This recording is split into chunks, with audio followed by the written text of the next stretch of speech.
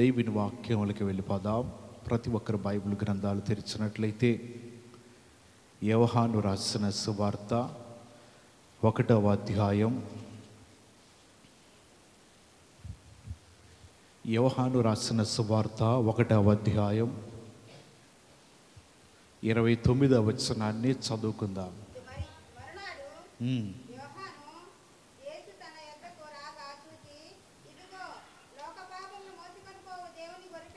చాలండి, మనం చదివిన మాటలు ఈ విధంగా ఉన్నది.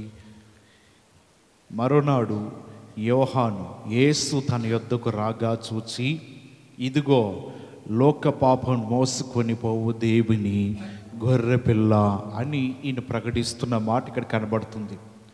ఈరోజు మనం నేర్చుకునే మాట ఏంటిదంటే, బైబిల్ గ్రంథంలో గొర్రెపిల్ల అని కనబడుతుంది. క్రొత్త నిబంధన అయినను పాత నిబంధన అయినను రెండు చోట్ల కూడా గొర్రెపిల్ల కనబడుతుంది. ఈ గొర్రెపిల్ల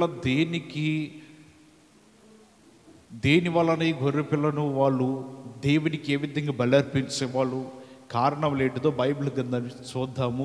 ఈ మాట ద్వారా దేవుడు మనందరితో మాట్లాడును గాక. యోహాను రాసిన సువార్త 1వ అధ్యాయము 29వ వచనంలో ఈ విధంగా రాయబడుతున్న మాట,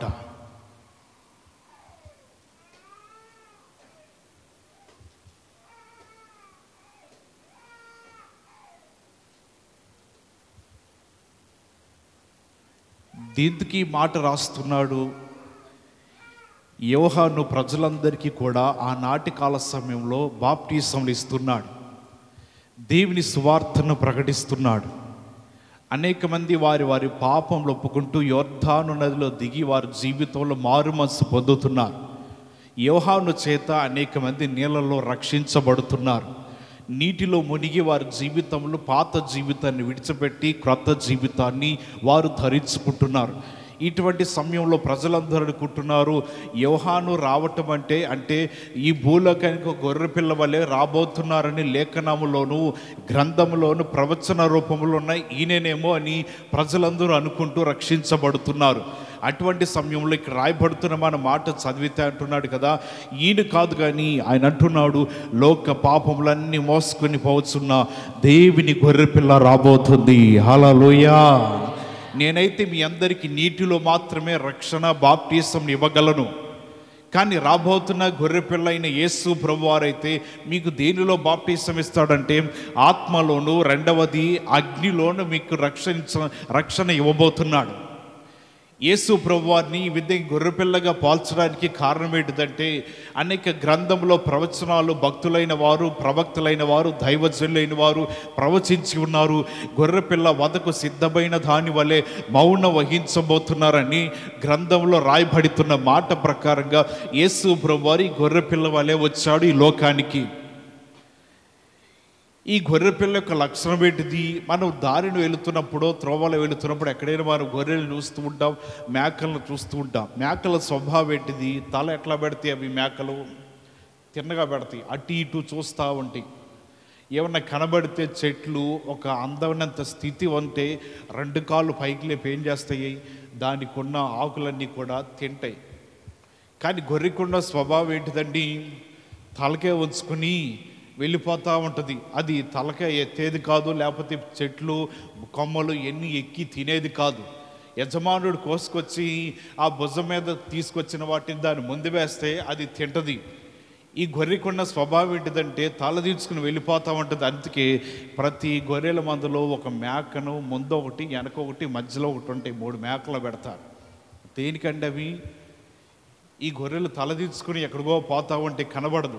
అటువంటి సమయంలో ఆ మేకలను వాటి మధ్యలో ఉంచుతారు. అంటే కొంతమంది వెళుతున్నప్పుడు నేను అడిగా, మధ్యలో మేకలు ఎందుకండి అంటే, ఈ తలదించుకుని వెళ్ళిపోతాయి కదండి. అటువంటి సమయంలో ఈ మేకను ముందు పెడితే అది ఎటు పోతాయి, ఈ కూడా అటు పోతాయి అంట. దాని స్వభావం ఏంటిదంటే తలదించుకుని అటువైపు ఇటువైపు చూడకుండా, దేనివైపు పడుకోకుండా త్రోవన పడి నడుచుకుంటూ వెళ్ళిపోవటమే గొర్రె యొక్క స్వభావం. తలదించుకుని వెళ్ళిపోవటం. అటువంటి లక్షణములు, అటువంటి అలవాట్లు, స్వభావములు ఎవరికి ఉన్నాయి అంటే యేసు ప్రభువారికి మాత్రమే ఉన్నాయి. అందుకే ఆయన ప్రవచిస్తున్నాడు కదా, ఆయన గొర్రె పిల్ల వలె రాబోతున్నాడు. గొర్రె పిల్లతో ఎందుకు పోల్చాడంటే ఇటువంటి స్వభావం ఉన్నది కాబట్టి. మనుషులు నిందించవచ్చు, మనుషులు అవమానపరచవచ్చు, మనుషులైన వారు ఎన్నో విధాలుగా ఈ యేసు ప్రభు వారి మీద నిందలు వేయచ్చు. ఎన్ని వేసినా ఆయన అంటున్నాడు కదా, అన్నీ కూడా కలిగి ఉండి, అన్ని అర్హతలు కలిగి ఉండి, గొప్పవాడై ఉండి, తనకు తాను తగ్గించుకుని గొర్రె పిల్లవలే తల వంచి మౌనంగా వెళ్ళిపోతున్నాడంట. నేను కాదే మీకు నీటిలో మాత్రమే నేను రక్షణ ఇవ్వగలను, బాప్టిజం ఇవ్వగలను, కానీ నా వెనక వచ్చేవాడు నాకంటే శక్తిమంతుడై ఉన్నాడు. ఆయన శక్తిమంతుడే అవ్వచ్చు, అగ్నిలోను నీటిలో మీకు రక్షణ ఇవ్వచ్చు, కానీ ఆయనలో ఉన్న మంచి స్వభావం ఏంటిదంటే దేనికైనా సరే మౌనంగా తలదించుకుని వెళ్ళిపోవటమే యేసు ప్రభు వారిలో ఉన్న నిజమైన అలవాటు, లక్షణమై ఉన్నది. అందునిమిత్తం యోహాను ప్రవచిస్తున్నాడు, ఆయన గొర్రె పిల్లవలే రాబోతున్నాడు, ఆయన వచ్చేవాడు గొప్ప వ్యక్తి అయి ఉన్నాడు అని ఆయన గురించిన మాటలు ఎన్ని కూడా తెలియపరుస్తూ ఆ గొర్రె పిల్లంట ఏం మోసుకుని పోతుందంట. అక్కడ రాయబడుతుంది, ఇదిగో లోక పాపములన్నిటిని మోసుకుని పోవు దేవుని గొర్రె పిల్ల. లోక పాపములు మోసుకుని పోవటానికి గొర్రె పిల్లను ఈ విధంగా యోహాను సంబోధిస్తూ పోలుస్తూ ఉన్నాడు. ఈ గొర్రె పిల్ల ఎవరంటే యేసు ప్రభువారు లోక పాపములు మోసుకుని పోవటానికి ఆయన రాబోతున్నాడని రాయబడుతున్న లేఖనాల్లో. లోక పాపములన్నీ కూడా తన భుజం మీద వేసుకుని శిలువ మరణానికి వెళ్ళటానికి ఆయన సిద్ధపడుతున్నాడు రాయబడుతుంది. అందువలన యోహాను ఈ విధంగా ఆయన వస్తుంది కేవలము ఈ భూలోకంలో ఏదో సంపాదించుకోవడానికి కాదు, కానీ లోక పాపములన్నిటినీ కూడా మోసుకొని వెళ్ళడానికి రాబోతున్నాడు. ఆయన గురించిన మాటలు ప్రజలందరికీ కూడా యోహాను తెలియపరుస్తున్నాడు. దేవుని మాటలు ఆలకిస్తున్న మనము ఈ పగటి కాలం నేర్చుకోవాల్సింది మన జీవితంలో ఒక్కటే అండి, గొర్రె పిల్లవలే మనం మౌనంగా వహిస్తూ ఉంటే నిజముగా దేవుడు ప్రతి ఒక్కటి చూస్తూ ఉన్నాడు. తీర్పు తీర్చువాడు ఎవరంట? ఆయన మాత్రమే. హల్లెలూయా. ఈ బైబిల్ గ్రంథంలో క్రొత్త నిబంధనలు, పాత నిబంధనలు కూడా గొర్రెలు ఉన్నాయి. పాత నిబంధన గ్రంథంలో వారి వారి ఆస్తులు, ఐశ్వర్యములు ఏంటి, గొర్రెలు, మేకలు, ఒంటెలు, అలాగే ఎత్తులు, ఇంకా గాడిదలు, ఇవన్నీ కూడా వారి కలిగిన ఆస్తులు, సంపదలు, వారి సొత్తు. ఈ పాత నిబంధన గ్రంథంలో అబ్రహామును అబీమెలెకును ఒక ప్రమాణం చేసుకున్నారంట. దీనికి ప్రమాణం చేసుకున్నారు, ఈ అబీమెలెకు అబ్రహాము స్వాధీనం చేసుకున్న బావులన్నిటిని కూడా పూడ్చివేస్తున్నాడు, నీటి బావులన్నిటినీ కూడా వండనీయకుండా చేస్తున్నాడు. అయినా అబ్రహాము నెమ్మది కలిగి అతని జీవితంలో మరలా తిరిగి బావులన్నిటిని కూడా తవ్విస్తున్నాడు, మరలా పూడ్చివేస్తున్నారు. ఇటువంటి సందర్భము అబీమెలెకు తనతో పాటు ఉన్న సేవకులు చేసిన పనులు ఇవి. అయినను దేవుడు అబ్రహామును విడిచిపెట్టలేదండి. అబ్రహాముకి దేవుడు తోడుగా ఉన్నాడు కాబట్టి అంతకంతకు ఆయన అభివృద్ధి చెందుతూ ఆశీర్వదించబడుతున్నాడు. అబీమెలెకు అన్నాడు, అబ్రహాముని ఇక్కడి నుంచి నేను తరిమివేయాలి, ఆయన ప్రాంతంలో ఉండకూడదు, ఏ నీటి బావులను మళ్ళీ తిరిగి త్రవ్వించకూడదు, ప్రతి నీటి బావులను పూడ్చివేయాలని తన దగ్గర ఉన్న పని వారికి అప్పచెప్పినప్పుడు వారు వెళ్ళి అబ్రహాం ఎక్కడైతే బావులు త్రవ్వుతున్నాడో వాటిని జాగ్రత్తగా గమనించి వాటిని రాత్రి కాల సమయంలో పూడ్చివేస్తున్నారు. ఉదయం అయిపోయిన తర్వాత లేచి చూస్తే ఆయన త్రవ్విన బావులన్నీ కూడా పూడ్చివేయబడి ఉంటున్నాయి. మరొక ప్రాంతాన్ని ఎన్నుకొని మళ్ళీ అక్కడ త్రవ్వుతున్నారు, అక్కడ కూడా పూడ్చివేయబడుతున్నాయి. అయినా సరే మనుషులు వ్యర్థమైన ఆలోచనలు చేసి, లేకపోతే శత్రువు అయిన వారు అబ్రహాముని కృంగదీయాలనో, లేకపోతే అబ్రహాము జీవితాన్ని పాడు చేయాలనో, అబ్రహాముకి ఆశయాలన్నిటినీ కూడా అణిచివేయాలని ఎదురు చూడవచ్చు. దేవుడు అనుకుంటున్నాడు కదా, అబ్రహాముని ఇంకా దీవించాలి, అబ్రహాముని ఇంకా బలపరచాలని దేవుడు ఆలోచన కలిగి ఉండి అతనికి ఇంకా తోడుగా ఉంటున్నాడు. కానీ శత్రువు అనుకుంటున్నాడు కదా, ఈ పూడ్చివేసిన బావులు బట్టి అబ్రహాము చాలా తీరని నష్టపోయి ఉంటాడు, అబ్రహాము జీవితంలో అన్ని కోల్పోయి ఉంటాడు, అబ్రహాము తిరిగి మరలా ఏమి కూడా పొందుకోలేడు, అతని జీవితం తన జీవితం మీద తనకి విరక్తి వచ్చేస్తుందని తన జీవితంలో ఈ శత్రువు అనుకుంటున్నాడు అబ్రహాము గురించి. కానీ దేవుడు అంటున్నాడు, అబ్రహామా నువ్వేమి కృంగిపోవద్దు, నేను నీకు తోడుగా ఉన్నానని చెప్తూ ఉన్నాడు. శత్రువు అనుకుంటున్నాడు, ఇంతగా నేను అబ్రహామును బాధ పెడుతున్నా, ఇంతకీ ఇంకా అభివృద్ధి పరచబడుతున్నాడు, అబ్రహాం ఇంకా దీవించబడుతున్నాడు. అతని దగ్గరికి అబ్రహాము దగ్గరికి వచ్చి స్నేహబంధం కలిగి ఉండటానికి అబ్రహాముతో మాట్లాడుతున్న మాట ఏంటిదంటే, అబ్రహామా నీవు నాతో ఒక ప్రమాణం చేయాలి, ఏంటిదయ్యా ప్రమాణం? దేవుడు నీకు తోడుగుండుట మేము చూసాం. దేవుడు నిన్ను ఎలాగ దీవిస్తున్నాడో అది కూడా మేము చూసాం. అటువంటి సమయంలో నువ్వు చేయవలసిన ఏంటిదంటే, నేను కానీ, నా కుటుంబం వారు కానీ, నా ప్రజలైన వారు కానీ ఎవరికి కూడా హాని తలబెట్టకుండా, ఎవరు కూడా ఏ విధము చేతనైనను వారు శపించబడకోకుండా తరతరములు కూడా మేము దీవించబడాలని అబ్రహాముతో అంటున్నారు కదా. ఒక ప్రమాణం, ఒక మాట చేయి మాతో. అబ్రహాం అంటున్నాడు, ఆ దినములలో మరి మీరందరూ కూడా నాకు అన్యాయం చేసి నేను తవ్విన బావులన్నిటిని మీ సేవకులు వచ్చి పూడ్చివేశారు కదా. మీ వారందరూ వచ్చి నేను తవ్విన బావులన్నిటినీ కూడా పాడు చేశారు కదా. అబీమెలెకు అంటున్నాడు కదా, ఆ విషయం నాకైతే తెలియదయ్యా, నేను దాన్ని పరిశీలించలేదు. అయినను దేవుడు నీకు తోడుగా ఉన్నాడు కాబట్టి నువ్వు ఏ ప్రాంతానికి వెళుతున్నా, ఎక్కడ అడుగు పెడుతున్నా ఆయన నీకు తోడుగానే ఉంటున్నాడు. అటువంటి సమయంలో నా కుటుంబాన్ని మర్చిపోవద్దు, నా జనులను మర్చిపోవద్దు, నా బిడ్డలైన వారు మర్చిపోవద్దు. నీ వారందరినీ కూడా దీవించాలి, నీ ద్వారా వారు కూడా దీవించాలి. ఎటువంటి శ్రమకు, శోధనకు, శాపములకు మా జీవితాలు, మా కుటుంబాలు కారణం కాకూడదని ఏ శత్రువు అయితే అబ్రహామును బాధ పెట్టాడో అదే శత్రువు వచ్చి అబ్రహాముతో సమాధానపడుతున్నాడు. దేవుని మాటలు వింటున్న మనం జీవితంలో నేర్చుకోవాలి. అబ్రహాము గొప్పవాడే, ధనవంతుడే, ఐశ్వర్యవంతుడే. అయినను ఒక మాట అనుకుంటున్నాడు అబ్రహాము, శత్రువులు నన్ను ఎంతగా బాధ పెట్టినా దేవుడు ప్రతిదీ కూడా చూస్తూనే ఉన్నాడు, గ్రహించి ఓర్పు సహనంతో ముందుకు వెళుతున్నాడు. ఏ శత్రువు అయితే అబ్రహాము త్రోసివేసి నెట్టివేసి బాధ పెట్టారో ఆయన తిరిగి తన నోటితో పలుకుతున్నాడు. ఏంటిదంటే, దేవుడు నీకు తోడుగా ఉన్నాడు అబ్రహామా. వారి మధ్యన ఒక ప్రమాణం జరుగుతుందంట. ఏంటిది ఆ ప్రమాణం? ఇప్పుడు చదువుదాం. ఆదికాండం 21వ అధ్యాయము, ఆదికాండం 21వ అధ్యాయము 29వ వచనాన్ని చదువుదాం. అబ్రహాముతో, నీవు వేరుగా ఉంచిన 7 గొర్రె పిల్లలు ఎందుకని అడిగాను?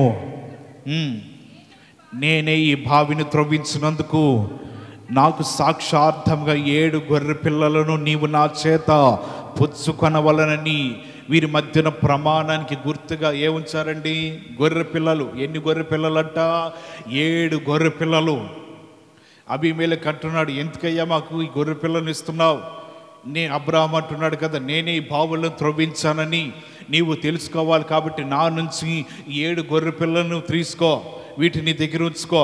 ఎందుకంటే వీరి మధ్య ఉన్న ప్రమాణము కాగితాల మీద, పేపర్ల మీద, వాటి మీద, వీటి మీద రాయించుకుని నోటి మాట చేత కాదు.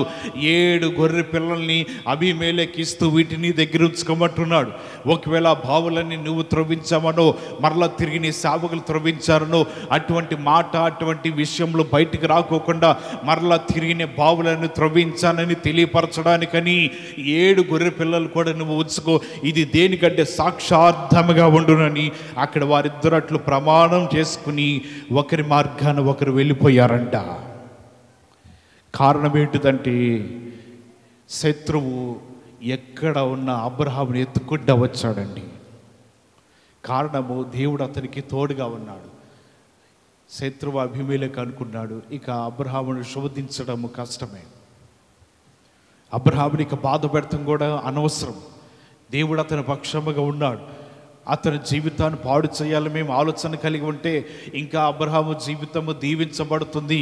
అబ్రహాము జీవితం ఆస్తికి కర్తగా మిగులుతూ ఉన్నాడు. అబ్రహాం ఏ ప్రాంతం అడుగుపెట్టినా సరే దానిని ఆయన తరముల వారికి స్వాధీనపరుస్తాడు అన్నట్టు అంతకంతగా ఆయన వర్ధిల్లుతూ ఉన్నాడు.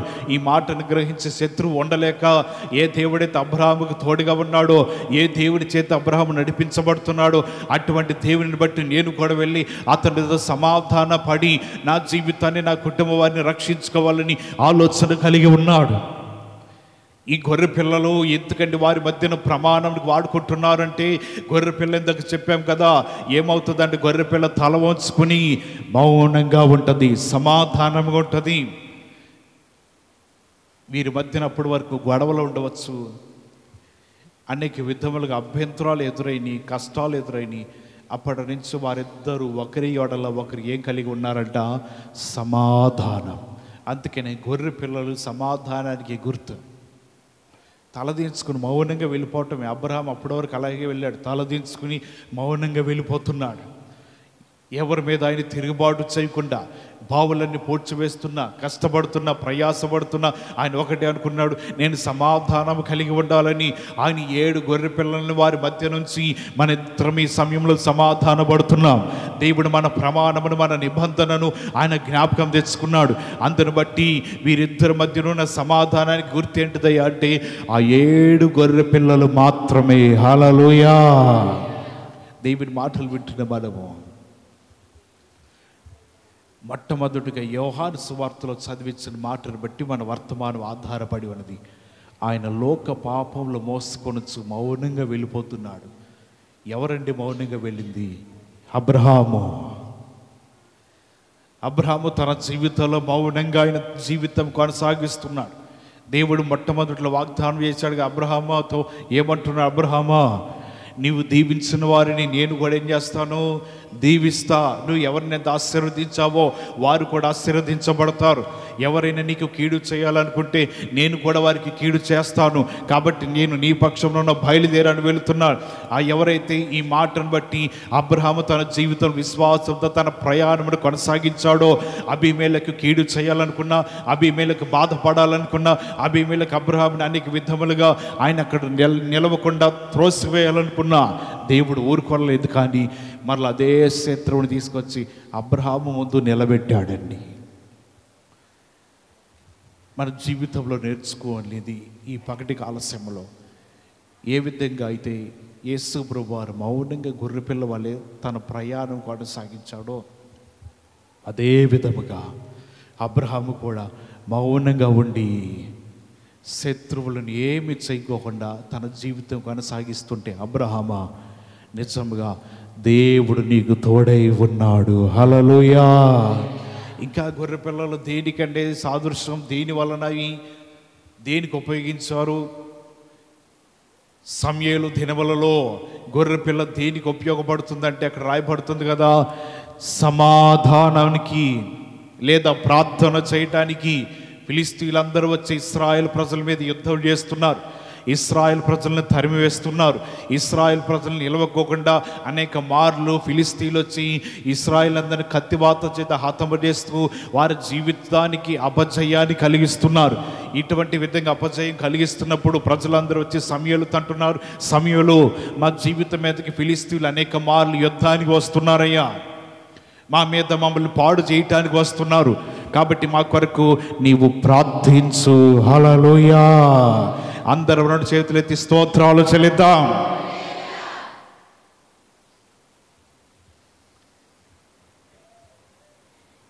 సమూయేలు ప్రజలందరినీ కూడా మిస్పా అనే ప్రాంతానికి తీసుకుని వచ్చి, ప్రజలారా, మీ నిమిత్తమై నేను ప్రార్థన చేస్తాను, మీ నిమిత్తమైన దేవుని వేడుకుంటాను, మీరు కూడా నిలబడండి. ఎప్పుడైతే ఆ ప్రార్థన చేస్తా అన్నాడో ప్రజలందరూ కూడా కన్నీరు కార్చడం, ఏడవటం నేర్చుకున్నారు. వారు ప్రార్థన చేయడం ప్రారంభించాడు. సమూయేలు అంట ఆ సమయంలో 7 ఏడాది పాలు వీడవని గొర్రె పిల్లను దేవునికి బలి అర్పించాడు. చదువుదాము ఇప్పుడు మొదటి సమూయేలు గ్రంథము 7వ అధ్యాయము. మొదటి సమూయేలు గ్రంథము 7వ అధ్యాయము 9వ వచనం చదువుదాం. సమూయేలు పాలు విడవని ఒక గొర్రె పిల్లను తెచ్చి యెహోవాకు సర్వాంగ బలిగా అర్పించి ఇశ్రాయేలీయుల పక్షమున యెహోవాను ప్రార్థన చేయగా యెహోవా అతని ప్రార్థన అంగీకరించెను. హల్లెలూయా. ఇక్కడ చెప్తున్న మాట ఏంటిదంటే, ఇశ్రాయేల్ ప్రజలు వచ్చి సమూయేలు, మా నిమిత్తమై నువ్వు ప్రార్థన చేయాలి, ఇశ్రాయేల్ హస్తము మాకు విరోధముగా ఉన్నది, మా మీదకి అనేక మార్లు యుద్ధానికి వస్తున్నారు. సమూయేలు ప్రజలందరినీ సమకూర్చి మనందరం ప్రార్థన చేద్దాం, నేను కూడా మీ కొరకు ప్రార్థన చేస్తానని ఆయన ప్రార్థన చేయడానికి దేవుని కంట హోమ బలి అర్పించాడు, అంటే సర్వాంగ బలిని అర్పించాడు. ఎప్పుడైతే హోమ బలిని అర్పించాడో దేవుడు అట్టి బలిని ఏం చేస్తాడంటే అక్కడ రాయబడుతుంది, యెహోవా అట్టి ప్రార్థనను అంగీకరించాడు, అట్టి బలిని ఆయన అంగీకరించాడు. ఎందుకంటే పాత నిబంధన కాబట్టి ఈ సర్వాంగ బలులు కానీ పాప ప్రాయశ్చిత్తార్థ బలులు కానీ ఇటువంటివన్నీ కూడా పాత నిబంధన గ్రంథంలో కనబడుతున్నాయి.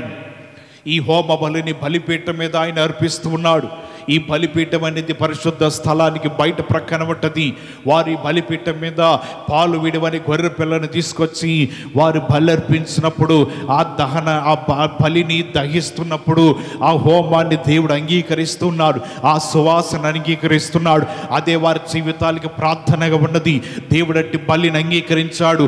ఆ హోమ బలిని అంగీకరించి వారి ప్రార్థన, వారి మొర విని దేవుడు అనుకుంటున్నాడు కదా, భూమి నుంచి ఒక సువాసన ప్రార్థన వంటిది నా యొద్దకు వస్తా ఉన్నది, ఒక సువాసన వెదజల్లుతా ఉన్నది.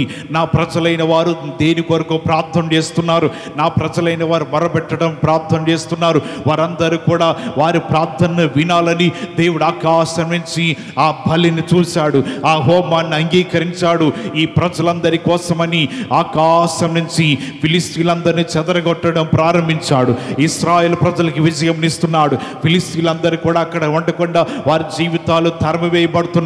అప్పటి వరకు అనుకున్నారు కదా, ఇశ్రాయేలు పక్షంలో దేవుడు లేడు, ఇశ్రాయేలు పక్షంలో దేవుడు విజయం ఇవ్వట్లేదు. అనేక మార్లు మేము యుద్ధానికి వెళ్ళినా మరలా ఫిలిస్తీయులందరూ కూడా అనుకుంటున్నారు మేమే గెలుస్తున్నాం, దేవుడు మాకే విజయం ఇస్తున్నాడు.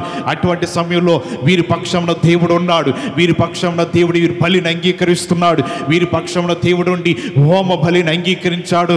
వీరి ప్రార్థన విజ్ఞాపనలు దేవుని యొద్దకు వెళ్ళిపోయి దేవుడు ఆకాశం నుంచి తేరు చూసి ఏ శత్రువులైతే ఇశ్రాయేలు ప్రజలు బాధ పెడుతున్నారో, ఏ శత్రువులైతే ఇశ్రాయేలు ప్రజలకి ఈ మీదకి తరచుగా యుద్ధానికి వస్తున్నారో, ఏ శత్రువులైతే ఇశ్రాయేలు ప్రజల్ని బాధిస్తూ వారి జీవితాలు హతమారుస్తూ ఉన్నారో, అటువంటి శత్రువులను చూసిన దేవుడు అనుకుంటున్నాడు కదా, తరిమి వేయగా ఆ దినం నుంచి ఫిలిస్తీయులు ఇశ్రాయేలు మీద యుద్ధానికి రావడానికి అక్కడ ద్వారా ఆగిపోయారు. ఈ బలి దేవుడు అంగీకరించాడు. ఏంటిదయ్యా ఈ బలి అంటే, ఈనాటి కాల సమయంలో మనం అర్థం చేసుకోవాల్సింది ప్రార్థన. ఆ దినములో బలి అర్పించిన అది ఆ ప్రజలకు అది ప్రార్థనతో సమానం. హోమ బలిని అర్పించారు. అక్కడ రాయబడుతున్నట్లు యెహోవా ప్రార్థనను అంగీకరించాడు. మనం చేస్తున్న ప్రార్థన కూడా అంగీకరిస్తాడు. శత్రువులు ఎప్పటిలాగానే ఇశ్రాయేలు ప్రజల్ని తరుముదాము, ఇశ్రాయేలు ప్రజల్ని నిలవకుండా చేద్దాం అనుకుంటున్నాడు. కానీ దేవుడు వారి పక్షంలో నిలబడి ఉన్నారు. ఇశ్రాయేలు ప్రజల మధ్యన ఈ నర్పిస్తున్న ఈ గొర్రెపిల్ల ఆ సువాసన దేవుని వద్దకు వెళ్ళినది. దేవుడు ఆకాశం నుంచి తన కార్యమును ప్రారంభించాడంట. దేవుని మాటలు వింటున్న మనం, దేవుడు మన కొరకు ఒక ఆనక సమయంలో ఆయన బలైపోయాడు. ఆయన బలి మనందరి కోసం ఒక్క మారు జరిగినది. ఆ తర్వాత నుంచి మనం చేయవలసిన ఏంటంటే ప్రార్థన. ఎవరైతే ప్రార్థన చేస్తూ ఉంటారో అది శత్రువులైనను, దుష్టుడైనను, లేకపోతే ఈ లోకంలో మన ఎదురుగా ఉన్న వ్యతిరేకతలైనను ఏదైనా సరే ఆయన సన్నిధికి మన ప్రార్థన ధూపం వలె వెళితే నిజంగా దేవుని కార్యం ఆ దినమనే జరుగుతుంది. వీళ్ళు అర్పించిన ఈ హోమ బలి ప్రార్థన దేవుడు అంగీకరించాడు.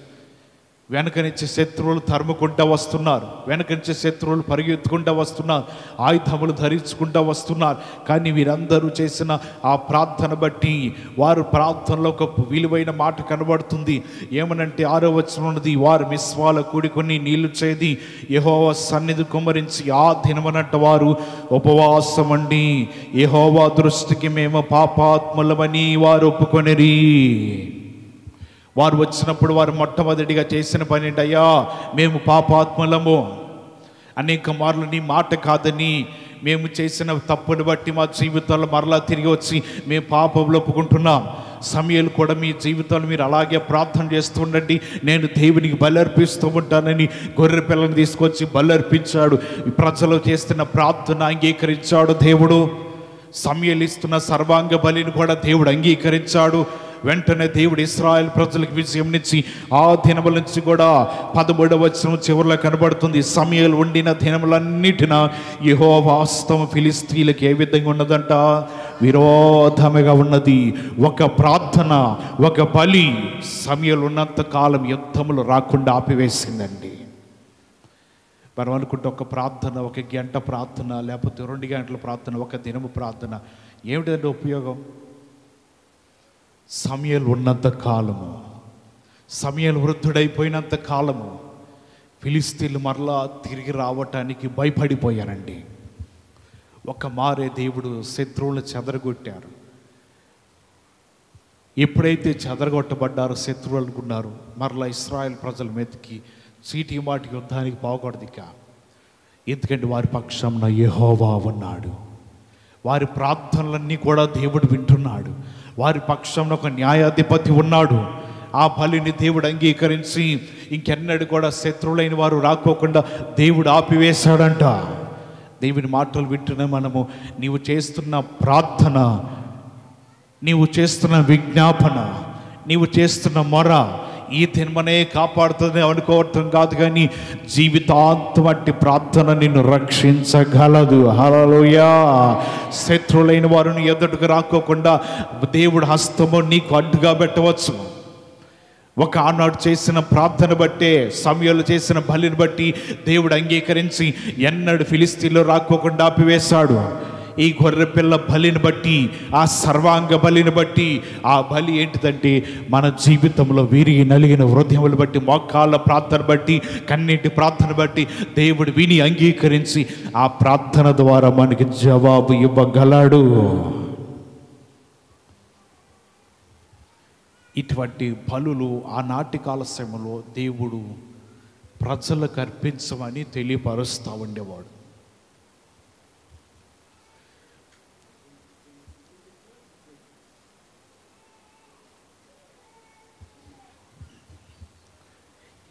క్రీస్తు శకం 646వ సంవత్సరం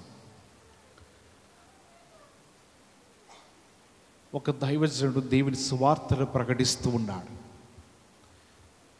అక్కడ అనేక వ్యతిరేకతలు వచ్చినాయి. అనేక మంది విరోధంగా నిలబడ్డారు. లేచి వారు అనేక విధములుగా సవాళ్ళు విసురుతున్నారు. నిన్ను బ్రతకనీయం, నిన్ను ప్రాణముతో ఉంచం, నీవు అర్జెంటుగా సువార్తను ఆపేయి, నీ నోటికి తాళం వేసుకో అంటున్నాడు. ఈయన అంటున్నాడు కదా, నేను సువార్తను ఆపను, నేను దేవుని మాటలు ఆపను, ప్రకటించడానికి దేవుడు నన్ను నిలబెట్టాడు. మీరు నా ప్రాణం తీస్తారా? తీసుకోండి. మీరు నన్ను చంపుతా అనుకుంటున్నారా? చంపండి. నన్ను చీల్చివేయాలనుకుంటున్నారా? చీల్చివేయండి. మీరు ఏదైతే చేయాలనుకుంటున్నారో అది చేయండి. కానీ మాలో ఉన్న ప్రతి రక్త బొట్టు ఒక్కొక్క ఆత్మను రక్షిస్తుంది. హల్లెలూయా. ఒక్కొక్క రక్త బిందు ఒక్కొక్క ఆత్మకు కారణమవుతుంది. నీవు మా ఒంటి మీద చేసి మాలో ఉన్న రక్తమును చూడాలనుకున్నా, మా ప్రాణం తీయాలనుకున్నా, ఇక్కడ భూమి మీద ఒలికించబడిన రక్తమును బట్టి అనేక ఆత్మలు రక్షించబడతాయి. ఎందుకంటే దేవునికి ప్రతినిధులముగా మేము ఉన్నాం, దేవుని చేత ఏర్పాటు చేయబడిన వారము. నువ్వు ఏది చేసినా మా ప్రాణానికి హాని తలబెట్టినా సరే అది మా ప్రాణం పోతుందని అనుకుంటున్నా, కానీ మేము పోతూ పోతూ 100 ఆత్మలను రక్షించగలము. మా రక్తానికి ఉన్న శక్తి అది. వెయిట్ చేసుకుంటాం, చేసుకో అంటున్నాడు. ఈ మాటకి ఒకరితోనే ఎంత ఇబ్బంది పడుతున్నాం, ఈడు పోతే మళ్ళీ ఈ వెనకాల 100 మంది వస్తారు ఎందుకని చెప్పి అక్కడి నుంచి నిదానంగా వెనక్కి తిరిగి వెళ్ళిపోవటం ప్రారంభించాడండి. గొర్రె పిల్లవాలి తన జీవితాన్ని అంకితం చేసుకోవడానికి నిలబడ్డాడు. కష్ట పరిస్థితిలో వ్యతిరేకతలు వచ్చినా, బాధలు వచ్చినా, వేదనలు వచ్చినా నిలబడ్డాడు. నిలబడతా నేను, మీరు ఏది చేయాలనుకుంటే అది చేయండి, నేనైతే దేవుని మాటలు ప్రకటించడానికి వచ్చా.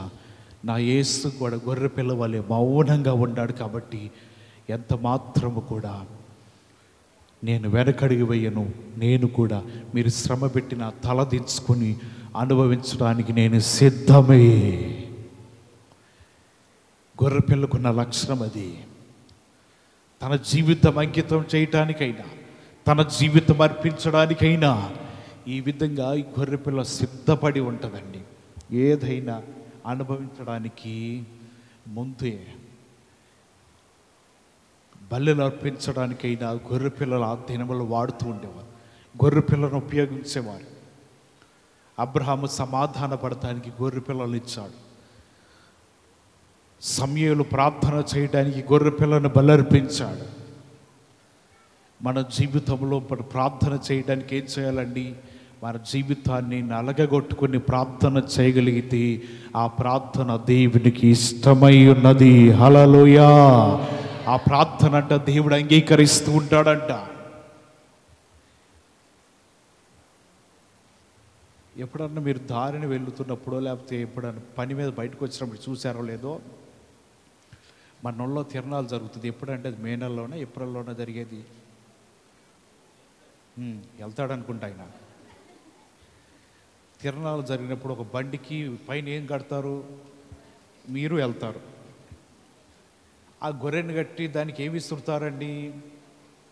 మేము 10th క్లాస్లో ఉన్నప్పుడు అక్కడ ఆ రాత్రికి మమ్మల్ని స్కూల్లో ఉంచేసేవాళ్ళు, ఇంటికి వెళ్ళనీయకుండా.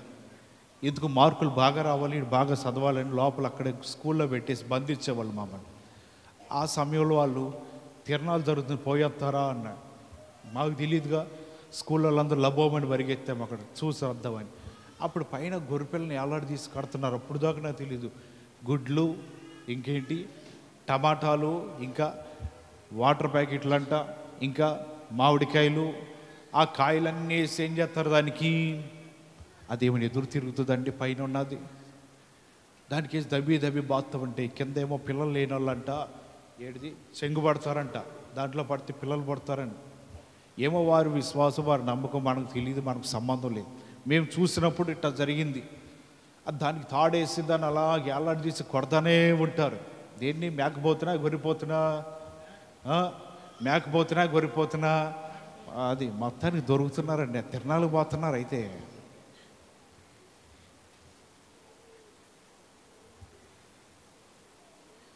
దేవుడు గొర్రె పిల్లవలే మారిపోయినప్పుడు అండి, తల వంచి మౌనం వహించి కొట్టువారికి తన జీవితాన్ని అంకితం చేశాడు. ఎదురు తిరగలేదండి, మౌనంగా ఉండిపోయాడంట. మోషే దినములలో కూడా దేవుని మందిరాన్ని తయారు చేసిన తర్వాత మందిరం బయట బలిపీఠం పెట్టి దాని మీద బలర్పించాలి. ఎప్పుడెప్పుడు బలర్పించాలి? దేనిని బలర్పించాలి? చదువుదామా? నిర్గమాకాండము 29వ అధ్యాయము, నిర్గమాకాండం 29వ అధ్యాయము 38వ వచనాన్ని చదువుదాం. బలిపీఠము మీద నిత్యము నర్పించవలసినదేమనగా ఏడాదివి 2 గొర్రె పిల్లలను, ప్రతిదినము ఉదయమందు ఒక గొర్రె పిల్లను, సాయంకాలమందు ఒక గొర్రె పిల్లను అర్పించవలెను. ఈ బలిపీఠం మీద అర్పించవలసినది. పరిశుద్ధ స్థలానికి బయట ఉన్నది బలిపీఠము. దాని మీద, ఈ బలిపీఠం మీద ఉదయము ఏమర్పించాలంట? ఏడాది ఒక గొర్రెపిల్ల, సాయంత్రం కూడా ఏడాది ఒక గొర్రెపిల్ల అర్పించాలి. దాని మీద బలి అర్పించాలి. ఆ బలి అంటే దేవునికి ప్రార్థన చేసేది.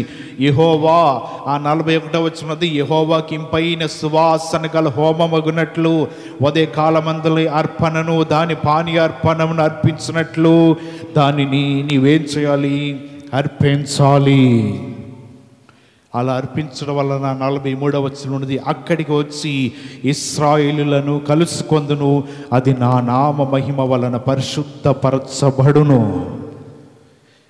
ఇంకా 45వ వచనం ప్రాముఖ్యమైన మాట ఏంటంటే, నేను ఇశ్రాయేలుల మధ్య నివసించి వారికి ఈ బలిని అంగీకరించి ఉదయం ఒక గొర్రెపిల్ల, సాయంత్రం ఒక గొర్రెపిల్లను అర్పించిన తర్వాత దేవుడు అంటే అట్టి బలిని అంగీకరించి, అట్టి సువాసన అంగీకరించి, నేను వారి మధ్యన నివసిస్తాను, నేను వారికి దేవుడనై ఉంటాను, వారి మధ్యన ఎప్పుడు కూడా పరిశుద్ధపరుచుకుంటాను అని వాక్యముల నుంచి దేవుడు చెప్తూ ఉన్నాడు. ఈ గొర్రె పిల్లను అర్పించడము, దేవుడు ఎటువంటి సువాసన అంగీకరించడము, ఇదంతా దేనికి కారణమంటే ఈనాటి దినముల విశ్వాస జీవితంలో మనం కొనసాగుతున్నప్పుడు ఉదయం ఒకసారి మనం దేవుని సన్నిధిలో మనం ప్రార్థన చేయాలి. సాయంత్రం మరలా బయటికి వెళ్ళి తిరిగి రాగానే ప్రార్థనలో ఉండాలి. ఉదయము సాయంత్రము నీవు ప్రార్థన చేయగలిగితే ఆఖరి వచనం ఉన్నట్లు దేవుడు మీ మధ్యన నివసిస్తాడు. హల్లెలూయా! దేవుడు మీ మధ్యన ఉంటాడు. ఉదయమందు లేవగానే దేవునికి మనం ప్రార్థన చేయడం నేర్చుకోవాలి. సాయంత్రం అవ్వగానే మన విశ్రాంతికి వెళ్ళబోయే ముందర ప్రార్థన చేయడం నేర్చుకోవాలి. ఇటువంటి ప్రార్థన ఎప్పుడైతే నువ్వు చేస్తూ ఉంటావో ఆ ప్రార్థన అంట దేవుడు అంగీకరిస్తూ ఉంటాడంట. ఆ ప్రార్థన అంట దేవుడికి అంగీకారంగా ఉంటుందంట. మనం ప్రార్థన చేయకపోతే ఆ ప్రార్థన దేవుడు వినే అవకాశం ఉండదు, వారి మధ్యన నివసించే అవకాశం కూడా ఉండదంట. మనము విస్తారమైన పనుల్లో పడిపోయి ఉదయము సాయంత్రం ప్రార్థన చేయడం కొన్నిసార్లు మానివేస్తున్నామేమో. ఒక ఆమె దేవుని మందిరంలో పడి కన్నీరు కారుస్తూ ఏడుస్తూ అడుగుతా ఉన్నది. సేవకుడు అనేక దినములు చూసి ఏంటమ్మా నీ ప్రార్థన, నీ అంశం ఏంటి? అనేక దినముల నుంచి ఏడుస్తారు అంటే, అయ్యా బ్రతకడానికి ఏం లేదు, జీవనోపాధి లేదు, ఏదైనా సరే నేను బ్రతకడానికి 1-2 గేదెలు పెట్టుకుంటే నా కుటుంబం గడిచిపోతుంది, నేను తినగలను ఆహారం. మంచిదే, దేవుడు అనుకున్నట్లు ఆయన నీకు దయచేస్తాడు. ఆ ప్రార్థన బట్టి వారంలో దేవుడు మార్గాలు తెరిచి సేవకుడు కొంత సహాయం చేశాడు. ఆమె కొంత ధనమును దాచుకుంది, 2 గేదెలు కొనుక్కుందంట. ఆ 2 గేదెలు బట్టి దేవుడు ఆమె వ్యాపారాన్ని దీవిస్తున్నాడు, ఆశీర్వదిస్తున్నాడు. సంవత్సరానికి మారిపోతున్నాయి. అలాగా 2 గేదెలలో 20 గేదెలు అయిపోయినాయి. ఇక దీవించబడిపోయింది ఆమె జీవితము. ఇకేమే పని చేసుకోవడం లేదు. కొంతమంది పనివారిని పెట్టుకుని గేదెలని ఇలాగా ముందుకు కొనసాగిస్తూ ఉన్నది. కొన్ని వారాల నుంచి ఏం మందిరానికి రావట్లేదని దైవజనులు పోయారంట, అడిగే తలుపు కొట్టారంట. ఈమె ఎదురుగా నుంచుంది. ఆయన అంటున్నాడమ్మా ఫలానా వ్యక్తి ఉన్నారా లోపల, వారిదే నీళ్ళు అంటే, ఆమె నేనేనండి అంటుందంట. ఈమె ఏంటమ్మా నీ అవతారం ఎట్ట మారిపోయింది, పైనుంచి కింద గంగిరెద్దులాగా మొత్తం తగిలిచ్చావేంటి? మందిరానికి వచ్చినప్పుడు ఏమీ లేదే, సాదాసీదాగా కనబడ్డావు, దేవుడు ఆశీర్వదించాడండి. మామూలుగాన 2 గేదెలలో 20 గేదెలు అయిపోయింది. అబ్బో మందిరానికి ఎక్కడ వస్తావండి బాబు, తెలుసుగా గేదెలు ఉంటే చాకిరి అంటూ ఉంటుందో, కాలు వేయటానికి లేదు. ఆ మందట అయ్యారు అదేదో మందిరానికి వచ్చేలాగా అది కూడా మీరే చేయండి ప్రార్థన. మంచిదే, చేద్దాం ప్రార్థన. దైవజనుడు మళ్ళీ అట్టించాడు మందిరానికి వచ్చేసి, ప్రభువా ఆ మందిరానికి రావడానికి బాగా ఇబ్బంది అయిపోతుంది అయ్యా అని చేతులు ఎత్తి ప్రార్థన చేశాడు. వారానికి మళ్ళీ 2 గేదెలు అయిపోయినాయి అంట. 18 గేదెలు చచ్చిపోయినాయి అంట దెబ్బకి. ఇక 2 గేదెలు పెట్టుకుని మళ్ళీ 7 రోజుల తర్వాత పునరుద్ధాన ఆరాధనకి వచ్చింది. ఏమైపోయావు, దేవుని మందిరానికి ఎలా రాగలిగావు అంటే, రోజుకు 1 గేదె చప్పున లేచిపోయిందండి, మొత్తం పోయినాయి. 2 గేదెలు వచ్చినాయండి. అది మీరు ప్రార్థన చేస్తూ వచ్చి చూసారా, ఆ 2 అలాగున్నాయి, మిగతా అన్నీ పోయినాయండి. ఇక మందిరానికి వచ్చామండి. ఇవ్వటం తెలుసు, దేవుడికి తీసుకోవటం కూడా తెలుసు అండోయ్, చేతగాని వాడేం కాదు. నీవు బ్రతకడానికి నీకు అవకాశం లేకపోతే దేవుడు మార్గాలు తెరిచి బ్రతకడానికి ఏదో ఒక జీవనోపాధి చూపించాడు. అలాగని చెప్పి నువ్వు ఉదయమో సాయంత్రం గొర్రెపిల్ల అర్పించి ఏ విధంగా అయితే బలిపీఠమే ప్రార్థన చేయమన్నాడో ఆ పద్ధతి మర్చిపోయావంటే మరలా ఆయన ఏం గగనం వీడి భూమికి ఏం రావస్తల్లా, ఒక ఆజ్ఞిస్తే చాలు మొత్తం దిక్కులన్నీ మోయబడ్డాయి అంటే మరలా వచ్చి దేవుడి దగ్గర అప్పుడు మోకాళ్ళు వంచగలవు. నువ్వు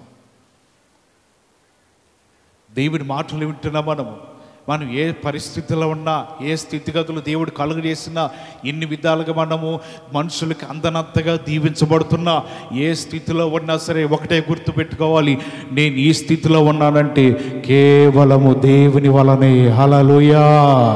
నేను ఈ పరిస్థితిలో ఉన్నానంటే నా ప్రార్థన వలనే.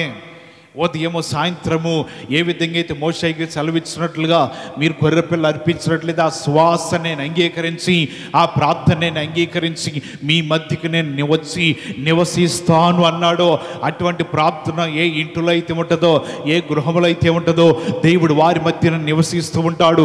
నీకు దీవెన అంతటితో ఆగిపోకోకుండా నీవు దేవునికి ఇచ్చే ప్రాధాన్యత ఇస్తున్నావు, దేవుడికి ఇచ్చే సమయాన్ని ఇస్తున్నావు, దేవుడికి ఇచ్చే గౌరవాన్ని ఇస్తున్నావు. కాబట్టి ఆయన కూడా దీవించడం ఆపివేక నీ తరము తర్వాత కూడా ఆ దీవెనలో నిలిచి ఉంటాయి. అబ్రహాము తాగిపోలేదు దీవెనలో, ఇస్సాకు ఇచ్చాడు, ఇస్సాకు తాగిపోలేదు. యాకోబుకి ఇచ్చాడు, యాకోబు ద్వారా లక్షల మంది ప్రజలను ఏర్పాటు చేసి వారందరినీ 2వ తరం వారిని కనాను దేశానికి అడుగుపెట్టి వారి అందరికీ స్వాస్థ్యములు ఇచ్చేశాడు దేవుడు. అబ్రహాము ఇక్కడున్న మనందరికంటే కూడా ధనవంతుడండి ఆయన. పనివారే 418 మంది ఉన్నారంట. అంటే ఎన్ని పశువులు, ఎంత సంపాదన, ఎంత ఆస్తి, ఎంత ఉన్నా దేవుడు దేవుడే. ప్రార్థన అంటే ప్రార్థనే, మందిరం అంటే మందిరమే. ఆయనలో ఉన్న పావంతు ధనము ఆస్తి మనకు ఉండదండి. 418 మంది పనివారు పెట్టుకుని పని చేయించుకుంటున్నాడు ఆయన. అయినా సరే ఎక్కడ కూడా ఆది కాండంలో అబ్రహాం చరిత్ర మీరు ఎక్కడేం చదువుకోండి. అబ్రహామా ఏంటే నువ్వు భక్తిహీనుడైపోయావు, పడిపోయావు, జారిపోయావు, అబ్రహాముని జీవితం ఏంటిది ఇలాగున్నది అని ఎక్కడ కూడా ఒక రిమార్క్ రాలేదండి. ఎంత సంపాదించుకున్నా సరే దేవుడిది దేవుడే, సంపాదన సంపాదనే. రెండింటిని కలిపితే మనిషి జీవితం పతనమైపోతుంది. భక్తి జీవితంలో మనము ఎదగటం నేర్చుకోవాలి. అది దేవుని చూస్తూ ఎదగాలి, కానీ లోకాన్ని చూస్తే నువ్వు ఎదగలే, పడిపోతావు. ప్రతి ఉదయము ప్రతి సాయంత్రం కూడా నీవు ప్రార్థన చేసుకోవడం నువ్వు ప్రారంభించి నేర్చుకుంటే ఇంకేది కూడా మీ మధ్యన నివసించదు, కానీ దేవుడు మాత్రమే మీ మధ్యన నివసించగలడు. హల్లెలూయా.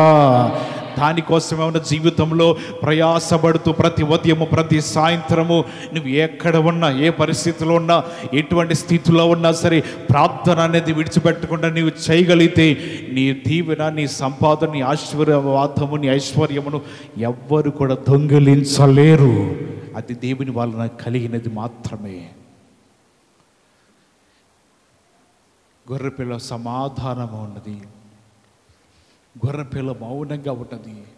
ఫిలిప్తో చెప్తున్నాడు, ఆ గొర్రెపిల్ల అంట తల వంచి వెంట్రుకలు కత్తిరించు వారి ఎదుట మౌనంగా ఉన్నట్లుగా యేసు ప్రభువారు అలాగే ఉన్నారయ్యా అని ఈ ఫిలిప్పు నపుంసకుడికి సువార్తను ప్రకటించాడు.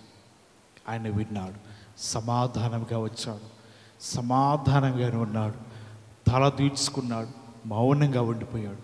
అయ్యండి గొర్రెపిల్ల మరి మౌనంగా ఉన్నాడు, యేసు ప్రభువు వారికి రోషం లేదా, కోపం లేదా? ప్రకటన గ్రంథానికి వద్దాం. అక్కడ అసలు ఆయన ఉగ్రత ఏంటో అక్కడ చూద్దాం. ప్రకటన గ్రంథము 6వ అధ్యాయము, ప్రకటన గ్రంథం 6వ అధ్యాయము 17వ వచనాన్ని చదువుదాం.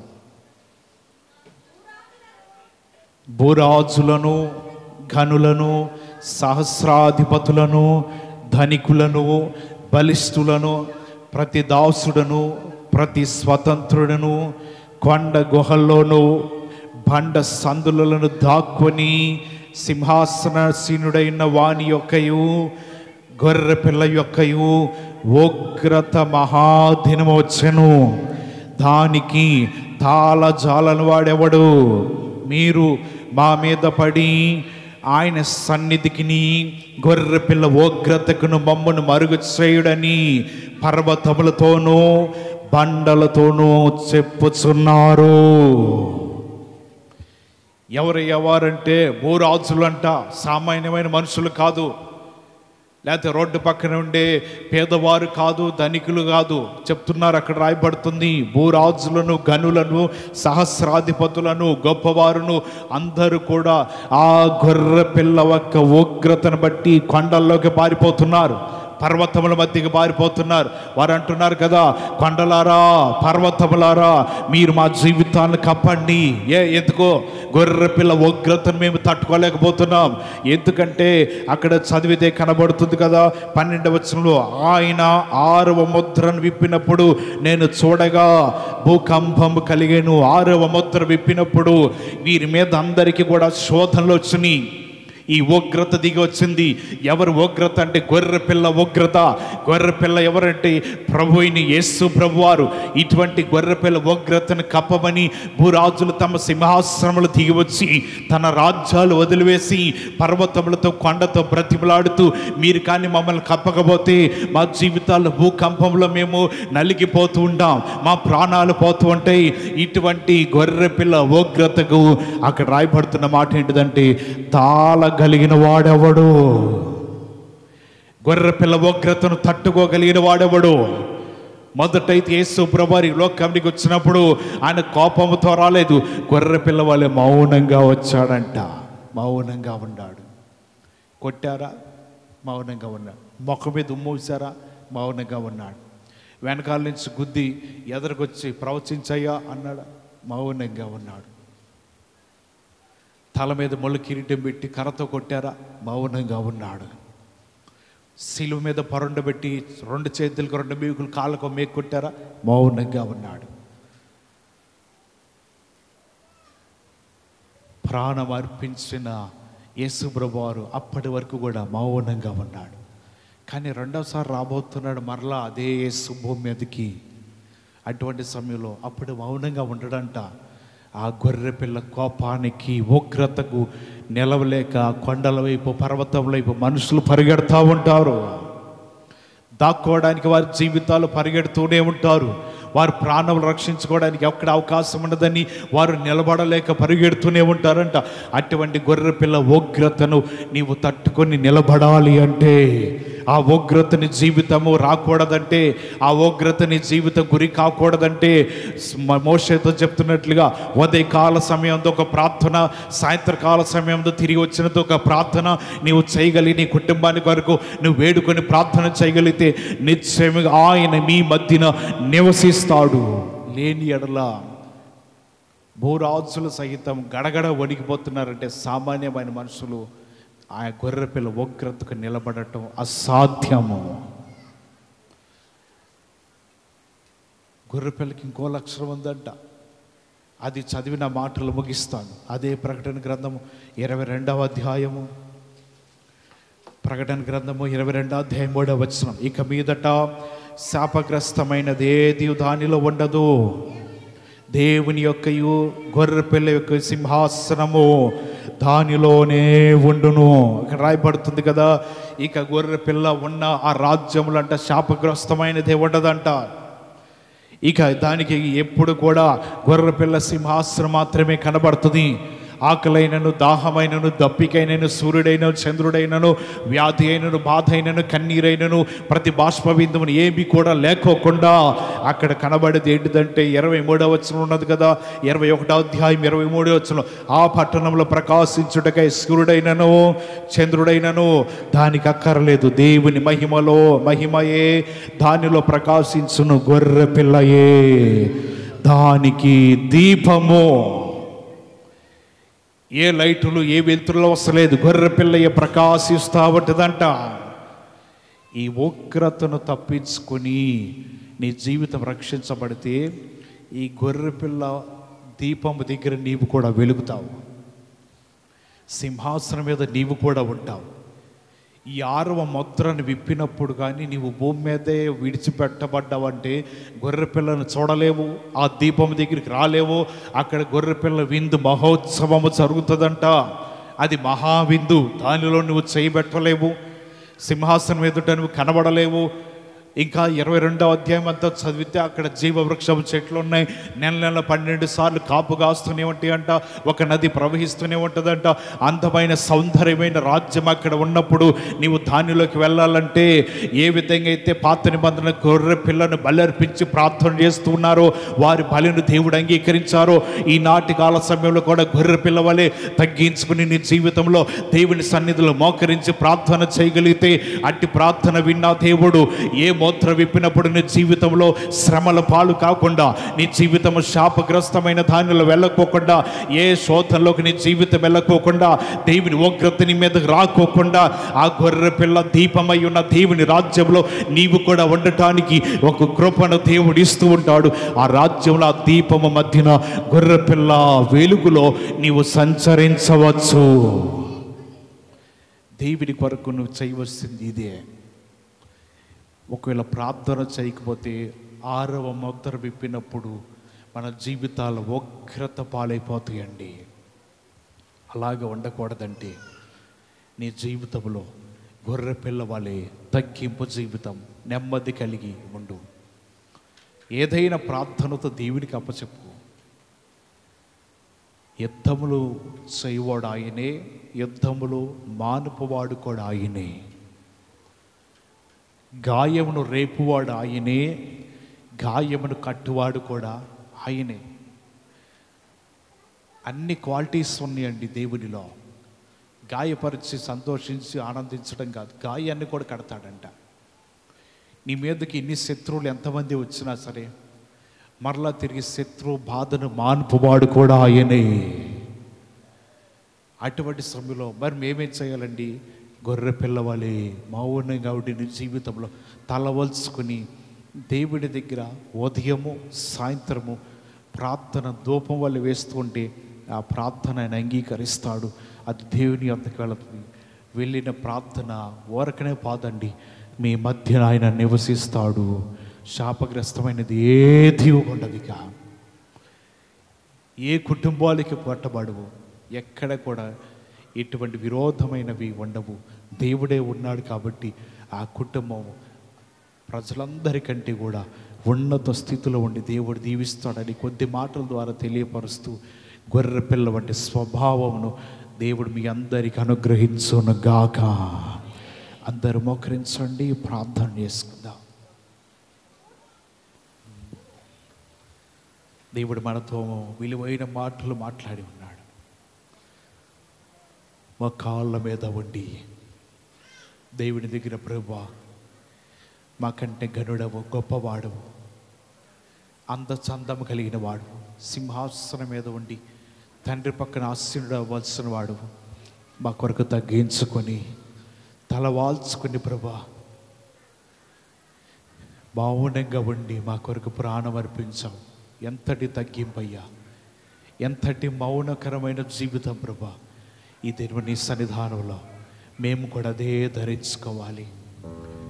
గొర్రె పిల్లవాళ్ళే మౌనంగా ఉండి నెమ్మది కలిగి మా జీవితాలు ఉండాలి. నీ జీవితాల బాధలు ఉన్నాయా? నీ జీవితంలో కష్టాలు గుండా ప్రయాణం చేస్తున్నావా? వాటిని చూసి మౌనంగా ఉండలేకపోతున్నావా? దేవునికి తెలియపరచు, ప్రభువా మా జీవితంలో ఉన్న ఇటువంటి బాధలు కష్టాలన్నింటినీ తెలియపరుస్తున్నామయ్యా. మోషే యాజకులైన వారికి తెలియపరచవలసిన మాట ఇదే. ఉదయము గొర్రె పిల్లలు బలివ్వాలి, సాయంత్రకాల సమయంలో కూడా గొర్రె పిల్లలు బలివ్వాలి. నేను అటు బలిని సువాసన ఆగ్రహిస్తాను. ఆ సువాసన నాకు ఇంపైనదిగా ఉంటుంది. నేను అప్పటికప్పుడు మీ మధ్యకి వచ్చి నేను నివాసం చేస్తానంటున్నాడు. ఈనాటి దినములలో మనము దినమునకు 2 మారులైన మనం ప్రార్థన చేయాలి. 2 మారులైన మనం చేస్తున్న ప్రార్థన దేవుని అందుకు సువాసన వలె వెదజల్లుతూ ఉండాలి. అది ఇంపైన సువాసన వలె ఉండాలంట. అది దేవుడు కోరుకుంటున్నాడు నీ నుంచి. అప్పుడే గొర్రె పిల్ల మీ మధ్యన నివసించడమే కాదు, గొర్రెపిల్ల ఉగ్రతకి నీ జీవితం గురి కాకోకుండా ఆ గొర్రెపిల్ల భూమి మీదకి వచ్చినప్పుడు తనతో పాటు నీవు కూడా ఉండి దగదగ మెరుస్తున్న ఆ పట్టణంలోకి నీవు కూడా కాలు పెట్టగలవు. అక్కడ జరగబోతున్న పెండ్లి విందు మహోత్సవంలో దేవుడు కూడా నీకు ప్రత్యేకమైన స్థానం ఇచ్చి నేను కూర్చుండబెడతాడంట.